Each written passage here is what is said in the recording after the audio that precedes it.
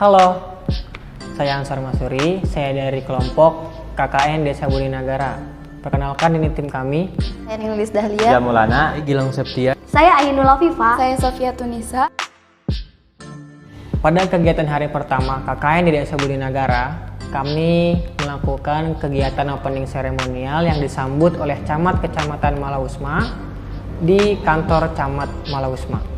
Kemudian kegiatan yang kedua di hari pertama adalah fokus group discussion bersama pemerintah desa dan masyarakat guna mengidentifikasi apa potensi, kebutuhan, dan masalah yang ada di Desa Buninagara. Terakhir, kami, tim KKN Desa Buninagara, melakukan kegiatan evaluasi di malam hari yang bertujuan untuk meminimalisir hambatan dan tantangan yang datang di kemudian hari.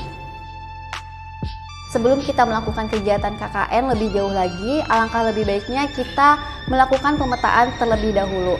Pemetaan dilakukan dengan menggunakan Avenza Maps dengan menyusuri daerah-daerah yang ada di Desa Buninagara. Desa Buninagara terdapat 4 blok, yaitu Blok Desa, Blok Cidaramaning, Blok Sukaluyu, dan Blok Cikidang. Kemudian terdapat juga kunjungan dari DPL ke Desa Buninagara untuk merencanakan dan membahas mengenai rencana kegiatan yang akan dilakukan di Desa Buninagara. Di sini saya akan membahas mengenai hari ketiga pada kegiatan KKN di Desa Buninagara. Di hari ketiga ini, kami mewawancarai aset manusia yang dimiliki oleh Desa Buninagara. Aset manusia yang dimiliki oleh Desa Buninagara salah satunya ialah penggiat anyaman bambu. Dari wawancara tersebut yang kami dapatkan ialah yang pertama pendidikan, pembuatan, penjualan, lalu yang terakhir dampak dari kehidupan. Dari pendidikan, kebanyakan penggiat anyaman di Desa Buninagara dididik untuk bisa menganyam oleh kedua orang tuanya atau secara turun-temurun. Dalam pembuatannya sendiri, para penggiat anyaman di Desa Buninagara kebanyakan membuat hasupan atau alat tradisional untuk memasak nasi. Alasan membuat hasupan sendiri dikarenakan pembuatan hasupan tidak terlalu lama dan hasil yang dijual sangat menguntungkan.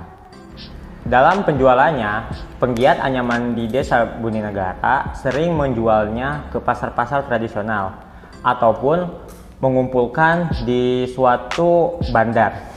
Anyaman sendiri tidak begitu berdampak dikarenakan anyaman oleh penggiat di Desa Buninagara hanya sebagai pekerjaan sampingan saja, tetapi ada beberapa orang penggiat di Buninagara yang menjadikan anyaman sebagai pekerjaan utama. Kegiatan terakhir di hari ketiga ialah diskusi dengan IAIM Tasikmalaya.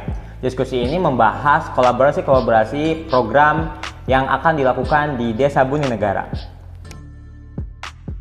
Pada hari keempat, yaitu tanggal 7 Juli 2022, kami melaksanakan identifikasi sekaligus wawancara dengan salah satu pengrajin produk lokal, yaitu gula aren. Di mana saya dan rekan-rekan berangkat menuju ke beberapa rumah pengrajin gula aren. Yang mengantar kami yaitu Ibu Jejeh selaku Kadus Sukaluyu. Alur kegiatan pada wawancara yang kami laksanakan yaitu ingin mengetahui bagaimana proses pembuatan dari gula aren itu sendiri. Kemudian alat dan bahan apa saja yang digunakan. Dan saat itu saya dan rekan-rekan mewawancarai 2 orang ataupun 2 narasumber. Yang pertama ada Ibu Ijah dan Bapak Arifin, kemudian ada Ibu Milah dan Bapak Yoyon. Kegiatan seperti ini dirasa penting selain untuk mempererat tali silaturahmi antara kami, mahasiswa yang menjalankan KKN di Desa Buninagara, juga dapat mengidentifikasi terkait masalah-masalah dan potensi yang ada di Desa Buninagara, tentunya untuk kepentingan Desa Buninagara itu sendiri. Hasil yang kami peroleh terkait wawancara yang telah dilaksanakan, yang pertama yaitu alat dan bahan dari pembuatan gula aren sendiri dari beberapa narasumber adalah sama, yaitu kegiatan ataupun produksi dari gula aren sendiri dimulai dengan pengumpulan air aren. Kemudian rata-rata pemilik pohon aren di Desa Buninagara yaitu 2-3. Itu pun ada yang dimiliki oleh pihak pemproduksi dari gula aren sendiri atau ada yang berasal dari lahan ataupun pohon yang ada di lahan masyarakat setempat di Desa Boninegara. Produksi gula aren memakan waktu kurang lebih 12 jam secara proses keseluruhan. Proses produksi dilakukan secara tradisional, di mana proses dari pematangan air nira ataupun air aren tersebut menggunakan tungku atau hawu dalam istilah bahasa Sunda. Kemudian harga dari satu gula aren dijual 3.000 hingga 3.500 per butir. Selain kegiatan observasi dan wawancara dengan pengrajin gula aren, saya dan rekan saya beranjak ke balai desa menemui kepala desa Boninegara. Di sana kami berbincang-bincang terkait masalah ataupun hal-hal yang belum terpenuhi di Desa Boninegara. Dan terjawablah bahwa di Desa Boninegara belum dimiliki. Maka dari hal itu, saya dan rekan saya berinisiatif untuk memberikan ataupun memfasilitasi dalam pembuatan logo tersebut.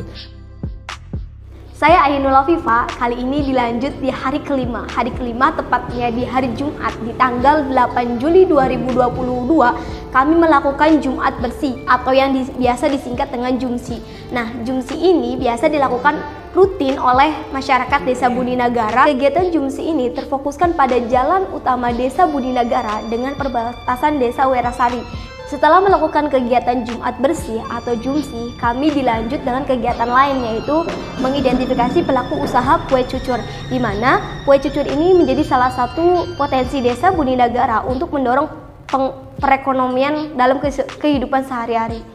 Informan kunci yang kami wawancarai yaitu bernama Ibu Tati, di mana Ibu Tati merupakan salah satu pelaku usaha kue cucur yang melakukan keahliannya berasal dari turun-temurun. Pemasaran yang dilakukan oleh Ibu Tati menggunakan pemesanan, di mana Ibu Tati tidak memperjualbelikan atau menitipkan di warung-warung terdekat karena kue cucur ini hanya bertahan lama selama 2 minggu jika dihangatkan. Dalam proses penjualan, Ibu Tati biasa menjual 100-200 biji kue cucur. Sedangkan dalam proses untungnya, Ibu Tati menghasilkan 25.000 dalam 100 biji kue cucur. Distribusi pemasaran kue cucur ini sudah mencapai daerah Sukabumi, Indramayu, dan Bandung. Halo, perkenalkan nama saya Sofia Tunisa. Pada hari ke-6 di Desa Boninegara, melaksanakan senam bersama ibu-ibu di Balai Desa Boninegara yang dimulai pada pukul 8 sampai 10 pagi. Nah, kegiatan senam ini bertujuan untuk menyadarkan tentang kesehatan bagi masyarakat.